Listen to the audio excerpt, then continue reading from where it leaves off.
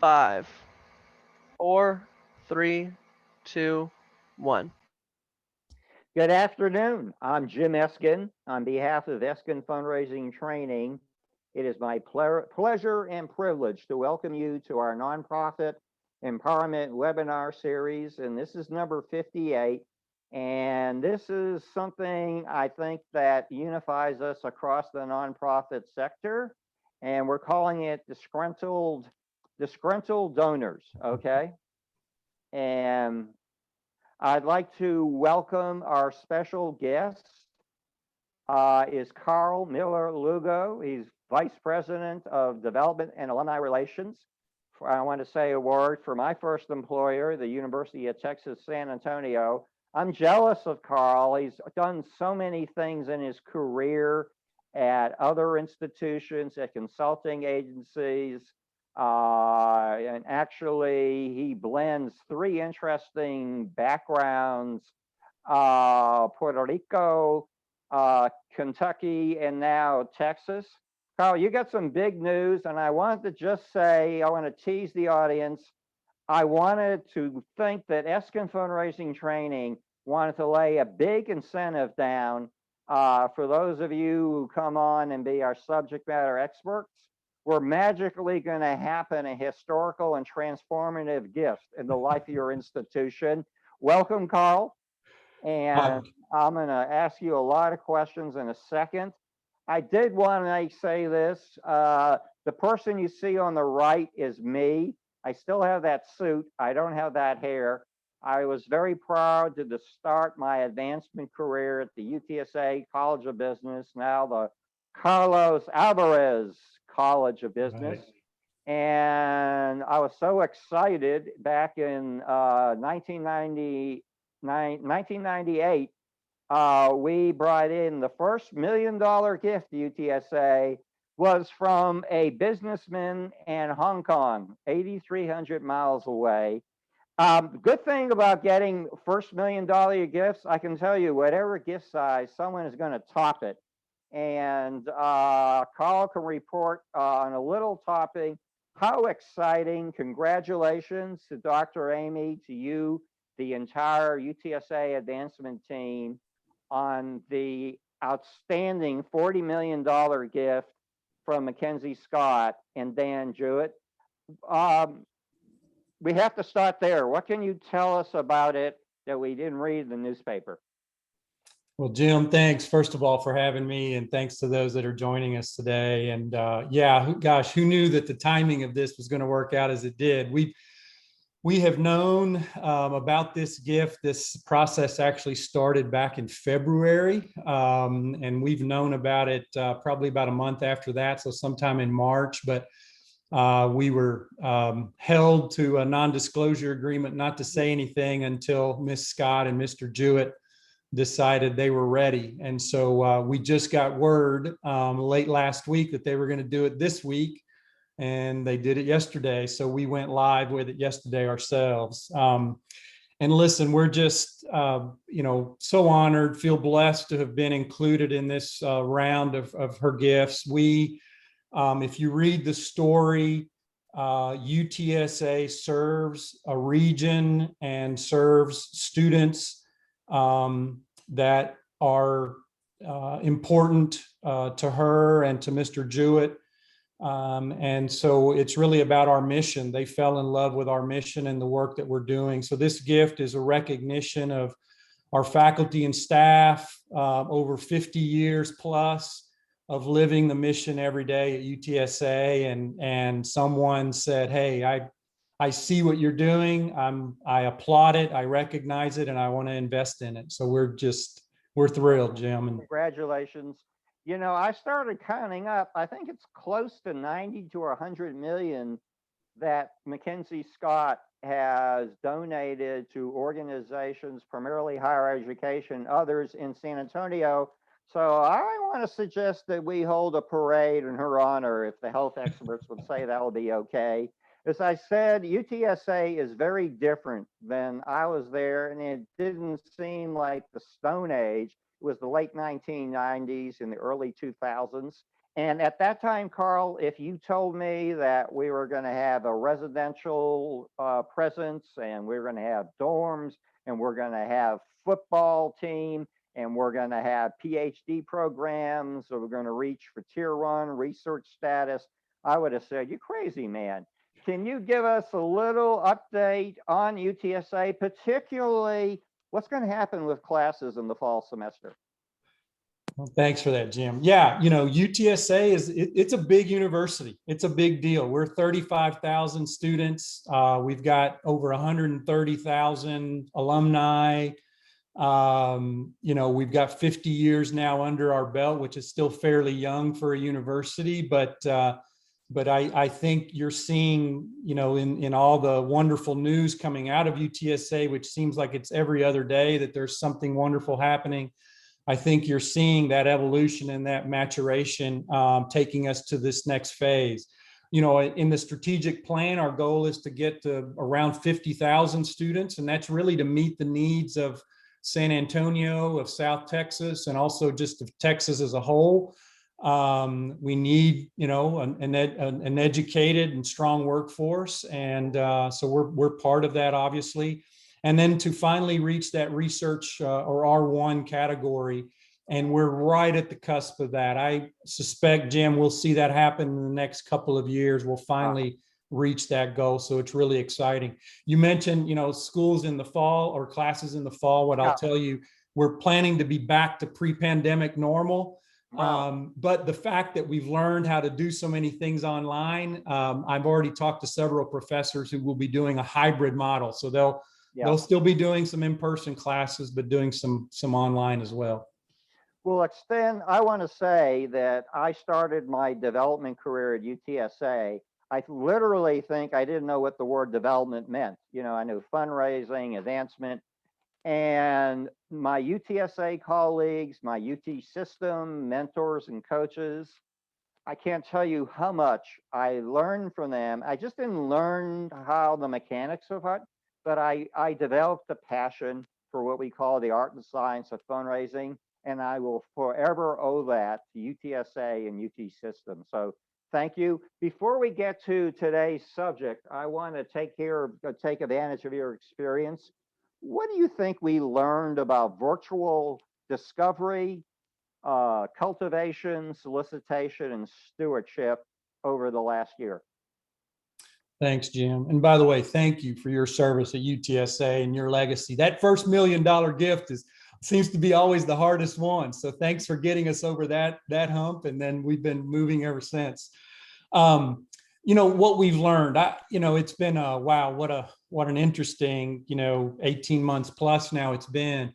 For one thing, we learned we can move our division off campus and still get work done. That we've learned. If you'd asked me prior to the pandemic if we could do that, I would have said no way. We need to be on campus. I got to apologize for you to learn, Karl, that I'm a Budinsky. But yeah, that's okay. How was your team working? Were most people, were your development officers working from home, or how were you situated? We did. When everything happened last March, we moved our entire operation work from home. So all gift officers, all advancement services, well, the whole division, the whole operation. We're starting now to slowly move back to campus. We've actually got a couple of teams that are back full time, and I've been trying to keep a few days in the office every week, even throughout the pandemic. But few of us, have been there full weeks. You mentioned cultivation, discovery, that kind of thing. I think, and I'd be curious to listen to some of our participants later on, but sure. What we learned was that it's one thing with your established relationships, keeping them going in a virtual world.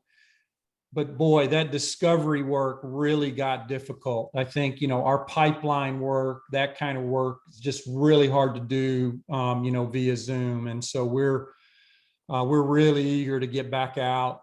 I think I had my first trip outside of San Antonio, went to Houston a week or so ago. I started having, lunch meetings and coffee meetings again in San Antonio, and man, it feels good.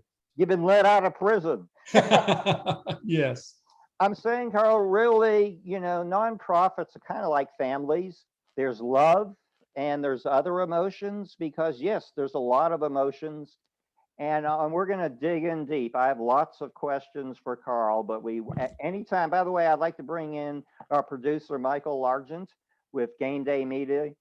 Michael, could you explain to folks how they can participate? We want, anytime you got a question and a comment, you come first. You can type it in the chat space. Better yet, we can put you on screen. And Michael, can you take a moment to review the mechanics?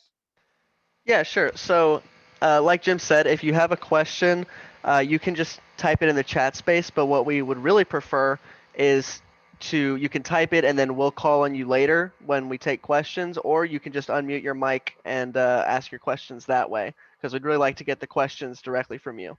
Those are your two options. And we are going to listen. And by the way, to me, if you have a disgruntled donor, I think it falls into one of these three buckets. They don't think they're being listened to, they don't think they're being understood, and they don't think they're being appreciated.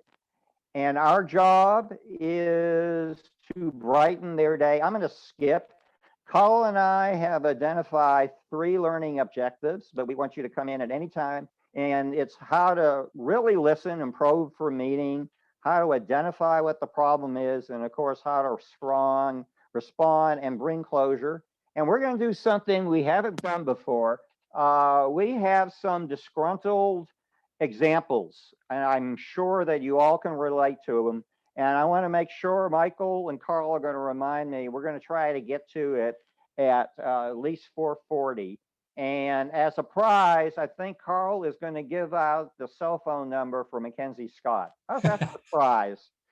So I'm going to skip a few slides. Karl, we're lucky we have a learning community that's made up of development staff, executive directors, CEO, board chairs, board members, volunteers, donors, really everybody that's part of the nonprofit community. And I'd like to think that over the last year, we've answered this question. Can one? You bet you can. Every one person has made a difference in getting through an incredible set of challenges. And nonprofits can be very different. They can be in education, they can be in the arts, they can be in animal welfare, but usually their staff and their board and volunteers are driven by passion. We want to say you're all heroes to us. And basically, we do these webinars about every Wednesday. We're going to skip next Wednesday.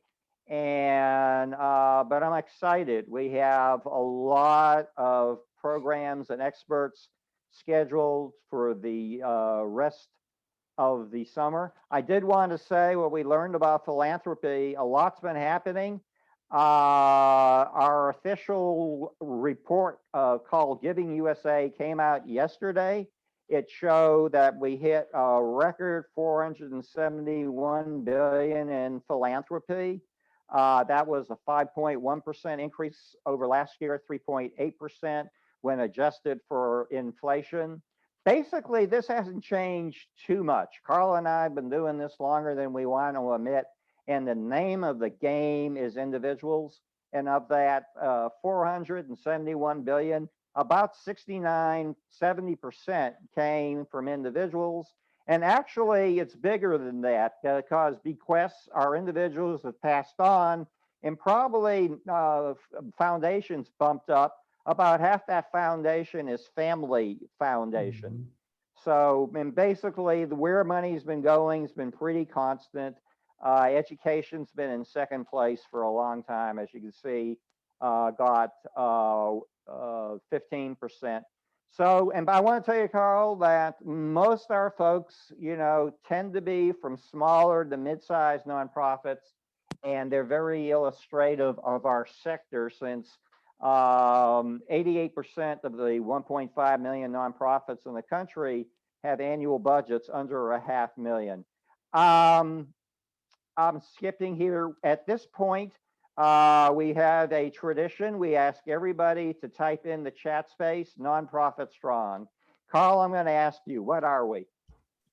Nonprofit Strong. You got it right. I want to make sure your endowment grows by 40 million. That's exactly right. Okay, are you ready to start our Q&A? Now, we have lots of questions, maybe too many questions. So at any time, the audience, that you want some clarification, my question brings up a question, please join it. The audience comes first. And then at around 4:40, Michael and Karl, and I'm looking at my timer, we have 3 disgruntled scenarios that I think has happened in every nonprofit. But Karl, thank you again for joining us on a day that I don't know how I would have handled it. I'd be so high in a good way. Anyways, let's start at square one. How do you define a happy donor? Well, you know, so it's funny because when I first thought about that question, I thought, you know, there are some donors that being unhappy is their happy place. I like that. And I you know, let's just be real. So, Yeah. so sometimes it's hard to tell. But you know what those folks are called in-laws. But what I like to tell donors is that it's my job, it's our job as gift officers to ensure that their experience with us is as positive as possible, and yes, a happy experience. And you know, that doesn't mean we do everything they tell us. Obviously, we can't do that. But my greatest fear is that they're unhappy and I don't know it.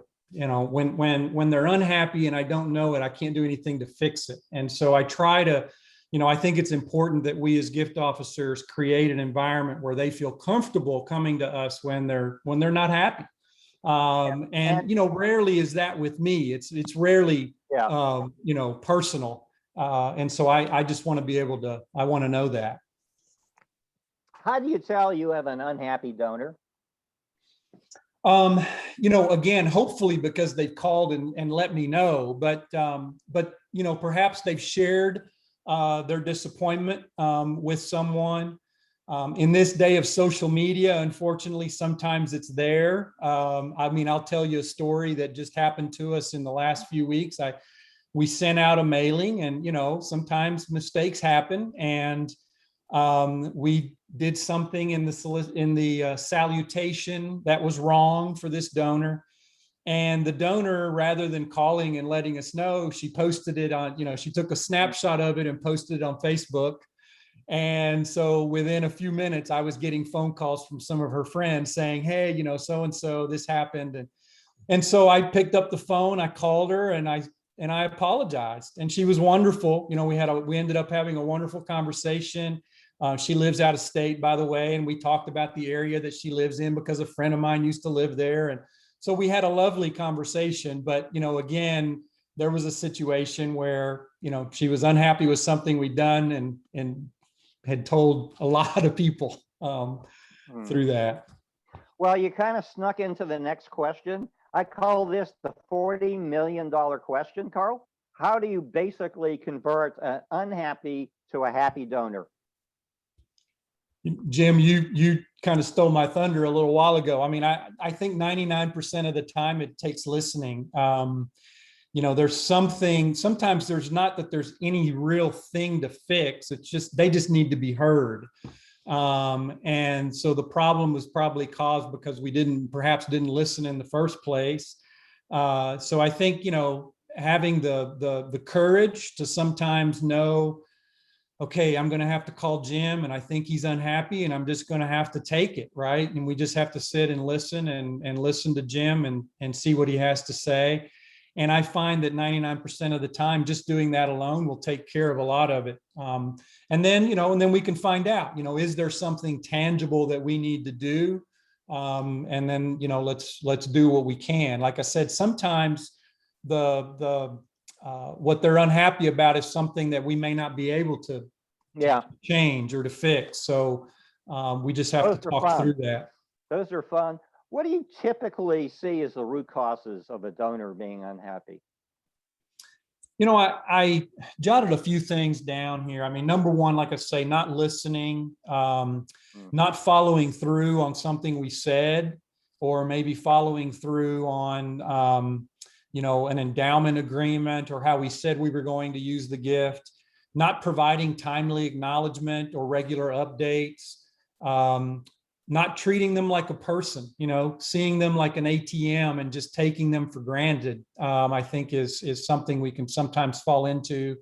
Not staying true to their gift intentions, as I mentioned. And then I just want to say, that I think we need to also remember, and I think this is where you can muster up the courage sometimes to make these hard calls, that it's not about us, it's about their long-term relationship with the institution. We're the stewards of that. And, let's see what we can do to keep them happy and to honor them. Karl, no easy questions, okay? Yeah. So I'm new at UTSA. I don't know where you assigned me, and I inherit an unhappy donor. How do you recommend dealing with that? Again, so let's say, they've granted you a visit or maybe you're on the phone with them. I think number one, it's important to never throw, your predecessors under the bus. I'm really strict about that. I think, it could be that they're unhappy for things that aren't about the predecessor. They're just still unhappy about something that happened that wasn't fixed. Asking for a fresh start, that, here I'm new. I'd love to push the reset button with you. Love to hear what it is that, you're upset about. And then let me see what I can do to make things right. Okay, Karl, you're going to love this question, right? You're going to love this question. What do you do when the donor is mad at your boss? Maybe they're mad at Karl. Maybe they're mad at Dr. Amy. I'm the development officer. What do I do? I've certainly had this one happen, many times over my career, where they just say flat out, Karl, I'm not a fan of your dean. I'm not a fan of the president. I don't like what they're doing. The changes they're making. And I try to take them back to the reason that they probably fell in love with us in the first place. And that wasn't our leadership. It was our mission. I try to take them back to what it is that we do, who it is that we affect, the fact that if they, disengage with us or they stop giving to us, they're really not hurting the president or me or the leadership. They're hurting our students and our faculty and our staff, or whatever nonprofit you're working with. They're hurting our clients. So that's what I try to get them back to. Bring them back to the mission, right? Absolutely. Okay, no easy questions. You're working with couples, okay? And more it is. And let's say this is a major gift couple. And I don't know, one spouse really likes you, one spouse can't stand you. How do you navigate those waters? Once again, I think I've faced this a time or two. And again, I think sitting down and listening and seeing what they're willing to share. I remember having a couple once, for example, and they were very clear to me. One of the one spouse said, when you want to talk about money, come talk to me. When you want to talk about the mission, come talk to the other. That's the way that they separated themselves. And if I sometimes veered into the other lane with one or the other, they would get upset. That's not what they wanted to talk about. So I think, just kind of knowing your donors, getting to know them. I mean, even if they don't really like you, but they're still willing to meet. I mean, I think that says something, that there's at least a space there that you can work in. Last year stretched our communication muscles, or maybe we had to develop muscles we never had before. Can you talk about the pros and cons? And now, as we're getting the door, we're being letting out of prison so we can meet with donors and prospects in person. Say you have a disgruntled donor. Can you talk about the pros and cons of the different communication methods? Yeah. Thanks for this, Jim. I think this is important. So I think number one, if people are unhappy, the fastest medium is the best one. So how can you get with them and start talking to them the fastest? And many times that's a phone call. Yeah. So I like to say that normally that's my first choice, to pick up the phone, handle it right away. And sometimes it'll take more than that phone call. So the phone call is really just, the first place to say, hey, we're sorry, let me listen. And then, let's visit.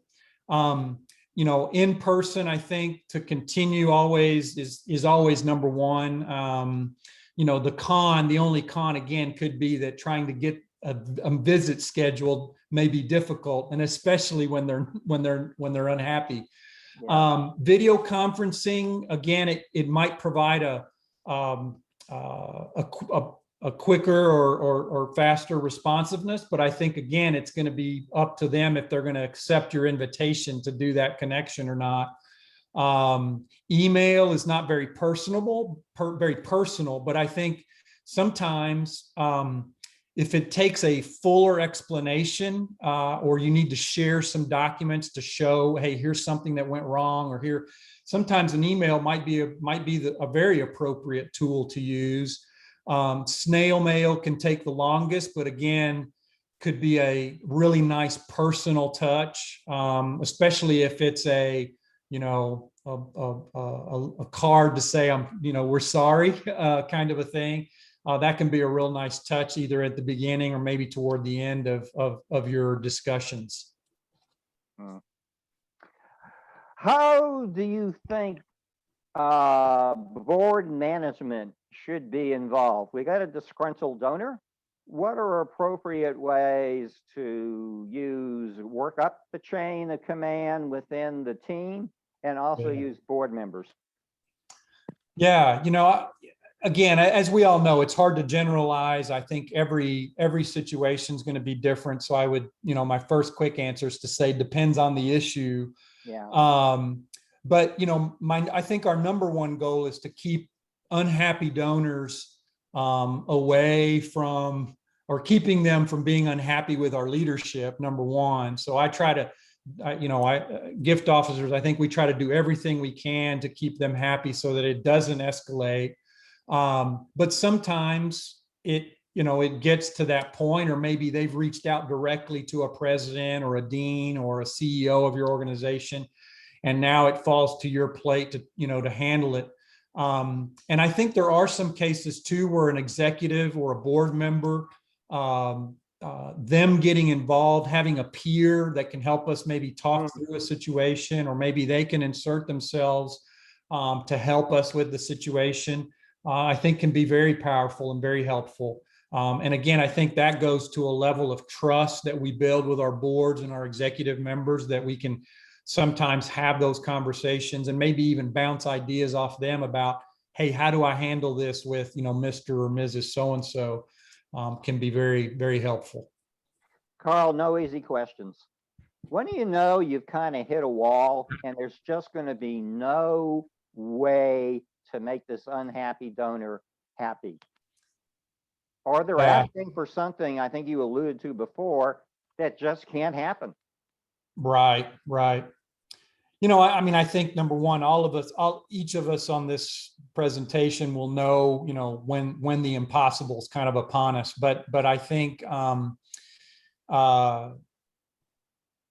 those situations are few and far between. But I will say that, as with any, I think, if our ultimate goal is for these folks to have a lifelong relationship with us, we know that in a lifelong relationships, there will be peaks and valleys. And I think sometimes things will happen and folks will just have to take a break. Maybe they need to step away for a while. But what I've found is that if, we continue to maybe keep in touch in the background in some way, this is where, again, some of these peers and board members can be helpful, those kinds of things.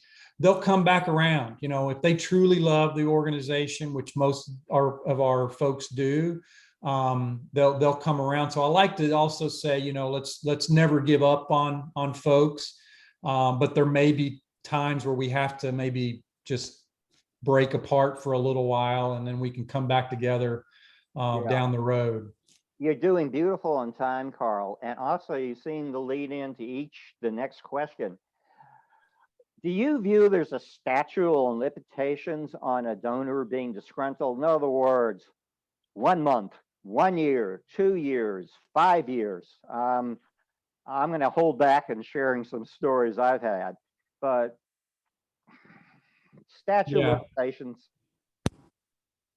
Yeah, so let's kind of get deep here for just a second. I think a lot of things can happen. I'm going to speak about a college campus in this particular example because obviously that's where most of my career has been. But I will tell you, a lot of things can happen on a college campus to our donors who are in many cases also alumni, for example. So if they were a student and say they maybe underwent, racism, sexism, assault, bad things can sometimes happen, unfortunately. And so reconnecting our donors sometimes to an institution can be very emotionally difficult for some of our folks. And yet many still have, they also have good memories and so, but we need to be sensitive about that reconnection. I've worked with donors, I've worked mostly, and again, not to generalize, but I've worked mostly at institutions in the South, and some of them did not have, great histories when it came to, certain communities. And so working with donors from those times, sometimes those conversations, those memories were brought back up. And so I think, that statute of limitations really is when they're ready. And the fact that, they were willing to at least pick up the phone and have a conversation with me gives me hope that we can get there. But I have to know that it may take some time. Remember, I told you, Carl, no easy questions, okay? Okay. What do you do if you have a donor that's spreading lies and mistruths? What do you do? Yeah, and gosh, Jim, I'd love to hear what some of our folks have to say about this. I think this has gotten worse with social media as well. It's very easy. I agree. For folks to just, say a lot of things about our institutions, about, people directly. So I think in this one, this is where a peer might be very helpful. If we can go, back and forth, for us to try to go back and forth, trying to correct them or set the record straight, it's sometimes it's just a losing battle. But if we can have someone else call them on their misinformation, I think that's pretty powerful. Again, I think it is our job to speak up for our institution and say the truth and try to set the record straight. But if they continue to go back and forth on that, I think we have to try to include maybe some other people to help us, or we just have to move on. And I think you started with this, about a half hour ago. To me, this is the nightmare. What happens? You have a disgruntled donor, but they refuse to talk to you. Yeah.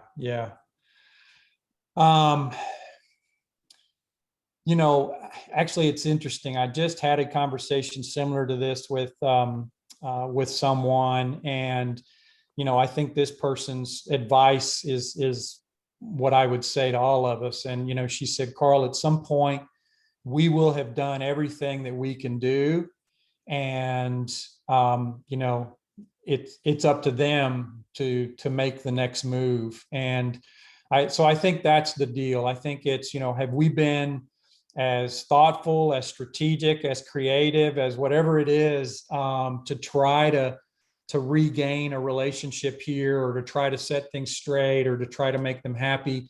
And if at the end of the day, it's just getting us nowhere, then we just probably need to step back and let things work themselves out if they ever do.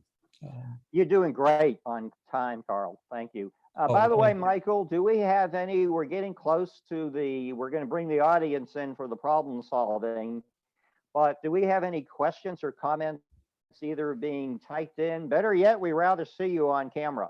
Would Uh, any members of the learning community? Hello, I haven't seen any questions typed in so far, but yeah, if anybody who's listening has a question, now would be a good time to turn on your mic or turn on your camera and and go we ahead and want to ask it. get, because we're going to bring you into some scenarios, and I hope this is a pretty good prize. I think I heard Carl said he's going to give out Mackenzie Scott's cell phone number. I think that's a pretty good surprise. I'm just going to put it in the chat. Yeah. By the way, what do we learn over the last year are kind of the pros and cons of handling disgruntled donors through virtual communication? You know, gosh, Jim, I wish I could just say to you, well, we haven't had any unhappy donors over the last year.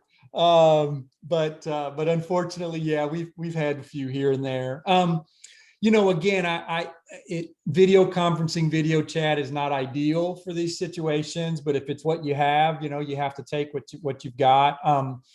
I think for most of them, as I mentioned before in one of my examples, I think, you know, we pick up the phone first, try to get through to them if we can and have a conversation there. And then if we could, you know, visit, you know, face to face, so to speak, on a video chat, it's a really nice next step. But sometimes, you know, if they're unhappy, getting that scheduled can be difficult. So I think that was one of the learnings and one of the difficult parts with that.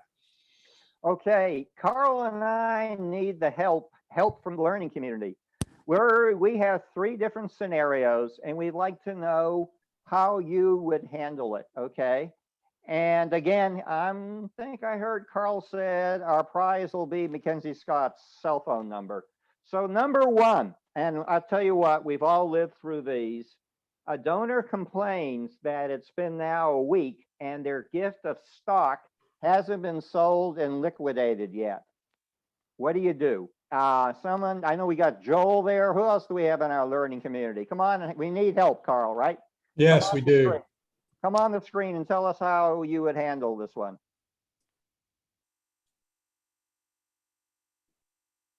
Don't be shy. Mackenzie Scott's cell phone number is at your disposal. I mean, she's given away $9 billion unrestricted. I think that's a good incentive.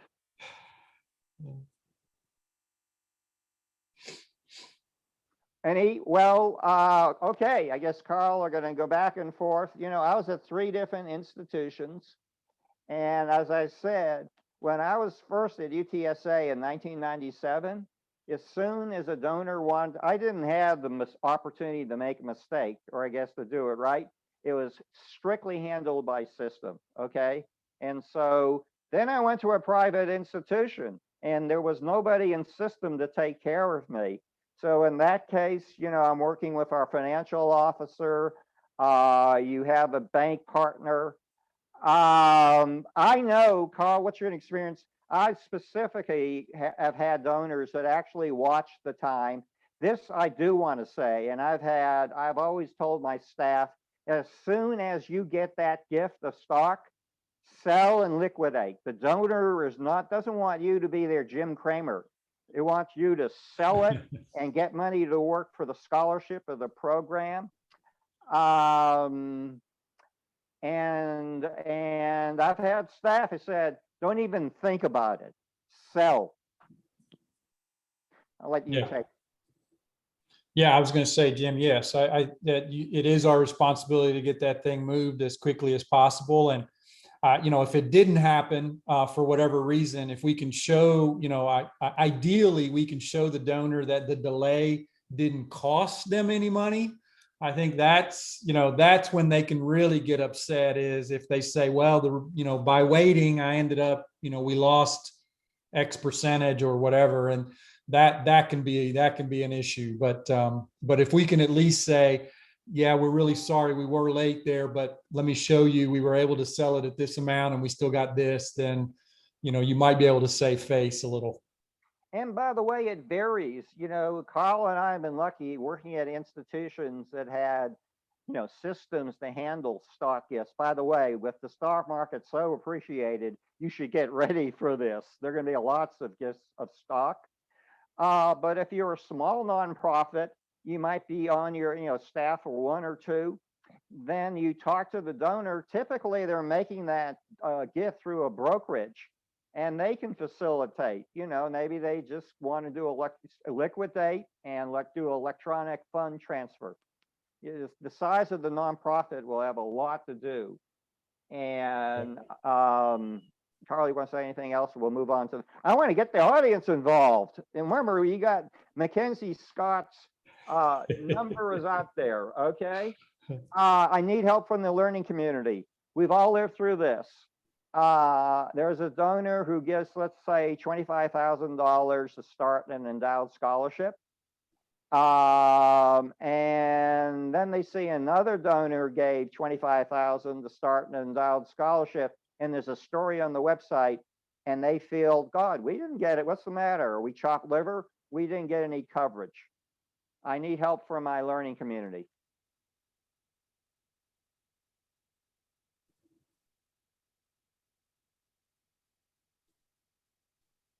I know there's some UTSA folks on this call, Jim, that should be chiming in. Yeah. Oh, here we go. We've got some folks in the chat, I think. Okay, we need some help. Karl and I need some help. Hey, Jim, this is Don Gleason. I'm going to jump in there if that's all right. Okay, please do. Don runs a military transition roundtable that's so strategic for San Antonio. Okay, go. Thank you for your service. Awesome. Yeah, thank you, Don. Thanks. I appreciate that plug. Yeah, I think the big thing is I would always be looking on that situation. I would always be looking right up front on how I treat them. So if I'm going to offer something to somebody, I'm going to offer it to everybody, right? So I think you've got to do that right up front and make sure that so you don't have to apologize later on. But I think in that scenario, you got to do exactly what Karl said earlier. It's just come back and say, oh, apologize, we didn't have that, and then just come back and see how you can solve that problem for them. What would you like to put on the website? What's the story that you want to pitch? And I think that's much better early on in the game. Making sure if we can do it for one, we can do it for all. Hey, Don, I like Sure. picking on people, so I'm going to pick on you for our next scenario. Karl, I have lived through this, okay? And I want to hear from the audience too. A donor complains they were seated at the very back of the room for a gala. This is, of course, in the pre-COVID days. What do you do? Don, and do we have some other? Joel Batelski, who else is in the learning community? You have a donor, let's just say they give a major gift. However your organization defines a major gift, someplace it can be 5,000, someplace it can be 500,000. But someone who's a major gift donor, they're at the back of the room for your luncheon or gala. How do you handle it? It's always a tough one, but again, I go back to kind of what I said the last time. You gotta. When I was the board chair for the Red Cross and we have the galas, we would always make sure that those donors who were the most important, who had given the biggest gifts, or who we wanted to, schmooze because they had the potential for bigger gifts, were given those proper seats right up front. Now, if they came in late and we weren't able to move things around, we probably would have let them know right up front. Hey, we're going to be seating you here. We'd rather have you here, but because of the timing of your reservation, we'd already had our seating all set. It's tough during the event or after the event to really make any changes, except an apology, right? And fix for later. So, yeah, and a lot going. Hey, do we have somebody else in the audience? I think this is a very relatable question. Somebody else in the audience like to chime in? We need help. Mackenzie Scott's cell phone number is up for grabs. Do I have anybody else? Jim, I see one person said, is there an internal person that we could move and give their seat to the donor? Yeah. Karl, I know part of it is, again, on the size of your nonprofit, that UTSA's advancement team is so much larger than I was there. But in typical organizations, you could have the development staff working on the seating chart. You could have the president's office working on it. You might have a special event management. Somehow that all is going to be coordinated. At the end of the day, there's going to be one king too. I don't know. Typically, I don't think it's going to be Dr. Amy. I think it's going to be Karl or one of his designees. Someone's got to be responsible. And I'll say one other thing. I think my gray hair is earned. Sometimes your best laid plans, you can have a registration table where everyone's supposed to get their name tag and their table assignments. Forgive me, I say this, the frequency is, the more important the person is, probably they're going to arrive later. I mean, I'm just saying that's just the way the world is, okay? There's gravity. And sometimes they don't know they run in and they don't know, they don't sign in because maybe the event's, already started and they don't get their seating assignment. And I know Karl, I, as chief development officer, I always carried a clipboard that had everyone's name and seating assignment, and had my major gift officer do the same. But I will stand by that. The more important people are going to arrive late and just sometimes skip by that registration table. Yeah, such a good point, Jim. And I'm very fortunate at UTSA. We have a staff and a special events group, that our donor relations group, that does an incredible job, and they try to plan for every single scenario, including ones like the one we're mentioning here. And I can actually remember one of our events not too short before the pandemic hit, where some folks came and sat at a table where they weren't, we had nameplates, but they just disregarded them and sat, we're at a different place, and our team handled it. They were ready. They just, moved. Matter of fact, I think we just brought in another table and made things happen, so I think, yeah, just being ready and understanding that things are going to happen. I don't know about you, and we're doing great on time, by the way. Anybody else with a question? I have some more questions for Karl, but Karl, I'm going to let I've been out of the business now a little time doing my own thing. I called it Eskin's Law for the stewardship events. It was usually a luncheon in which you're not charging the donor. It's a thank you to donors giving above a certain amount, $1,000, $5,000, whatever. I always had, there is a 20% no-show, when you have to put in the food count, whether it's, the caterer usually wants it a week in advance. They're lucky to get it a day in advance. But at some point, again, someone's going to give that count. It was Eskin's Law for 20 years that the no-show factor is going to be 20%, okay? And I was right 90% of the time. Yeah. Guess what? But I was wrong once. Oh, man, it wasn't fun. So, I mean, that's another tough issue is, guessing your count to the events in which you don't sell tickets. Even the ones you sell tickets, they're going to be a lot of no-shows. Yeah. Hey, Jim, there's a couple of ideas that were put in the chat. One person said if they registered late, you could give them a perk that was available to a higher level. That is, attend a meet and greet. And then another person said, or give them a perk for a later event and ask for an opportunity to make it right. I think are really nice. Yeah. Now we're kind of summing up. We're doing great on time. Karl, I'm going to call this, you have shared a lot of gold with us, but I want to kind of put the spotlight on a few particular nuggets. One, I mean, if there's one thing that we should know as development and gift officers, it's how to listen, and not just listen, but probe for understanding. Could you share, what does that to you mean, probe for understanding? I think Stephen Covey who said something like that, but I think it's really listening deep.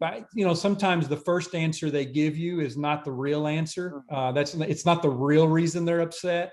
Yeah. And so I think sometimes just making sure that you continue to probe and just dig until you get there, and then you'll know when you get to the real reason. Yeah. And sometimes it's just they had a bad day, Yeah, we all have bad days. I'm going to call this Miller-Lugo's law. Never meet anger with anger. It is never going to win. No, And again, I think this is an old negotiation technique, when you read these negotiation books or whatever, but that is that, always remain try to remain the coolest head in the room. And that a lot of times, your ease and your calm will start to, they'll start to emulate that as well. But as soon as, you show you're getting flustered, and, it gets really hard to recover from that. Karl, I didn't brag on you. Another thing, I'm jealous. I believe you're an Ironman athlete, but I don't know why this comes to mind. But I really do think a development and gift officer, you have to take a punch. Yeah. Yeah. Really, That's you know, right. you have to take a punch for the team, and just to extend the conversation. Joel Batalski has said, if you get compassion right, you get everything right. That's really well said. And another one too is the donor is there in the first place. If it's UTSA, they love the mission. They love that UTSA is educating, is it what, 34,000 students with plans to go way up, has all these great programs. Just steer the conversation back to the mission. That's what brought them there in the first place. And I love the way Carly said, say they have a problem with the vice president of development and alumni relations. Say they have a problem with the dean. Say, God forbid, they have a problem with the president. They still, if they punish the institution, they're not punishing those individuals, they're punishing students.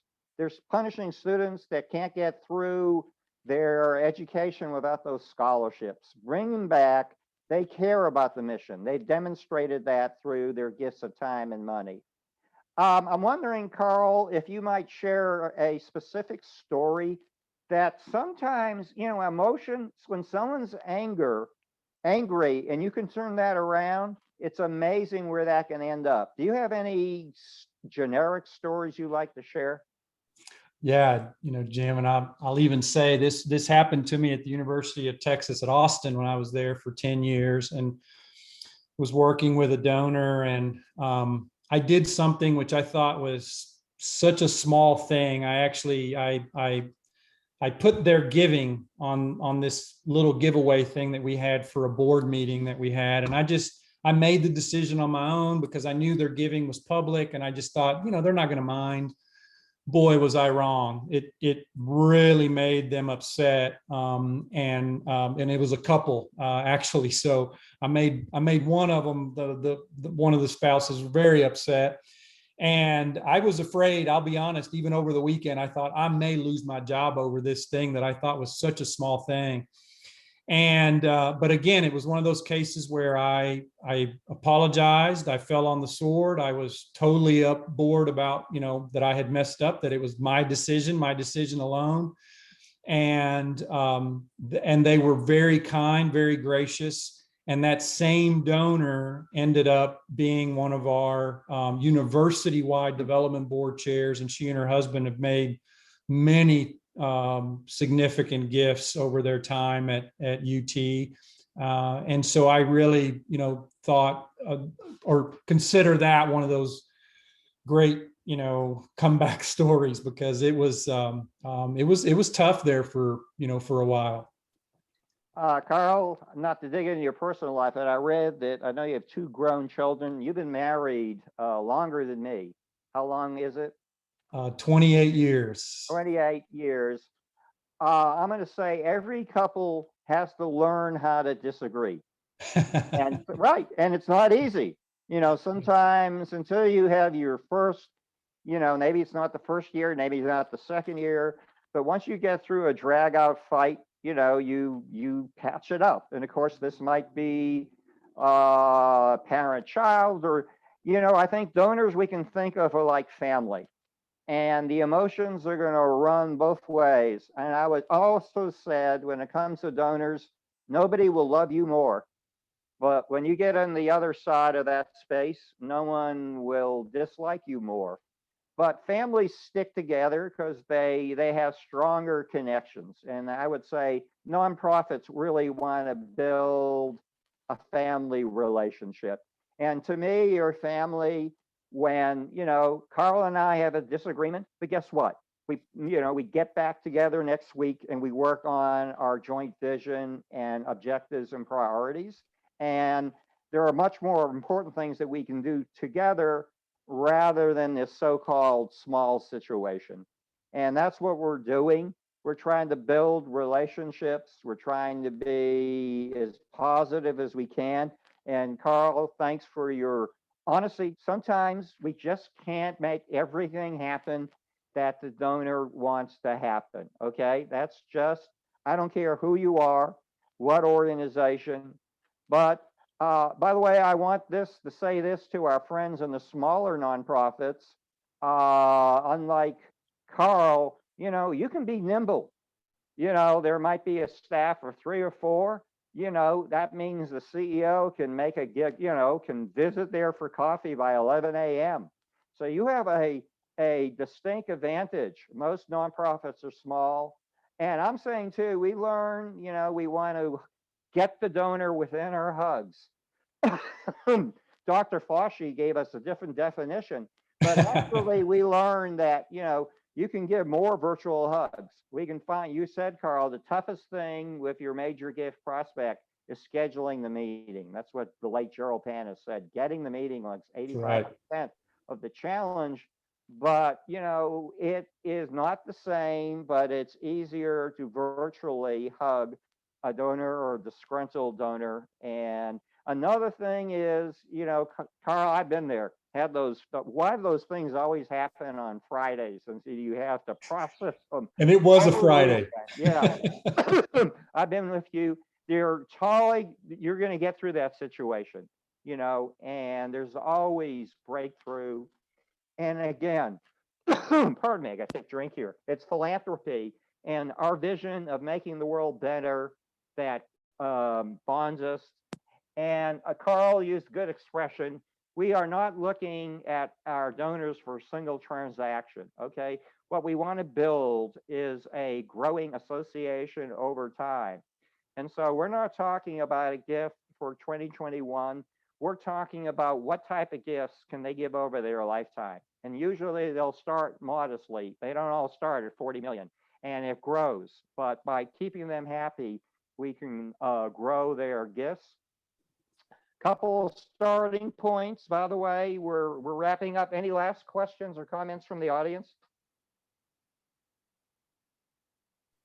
We're doing good on time. I want to give everyone a last. By the way, Karl, one of the things too, I think that we aspire for friendships. I once heard a relationship defined as something you have until something better comes along.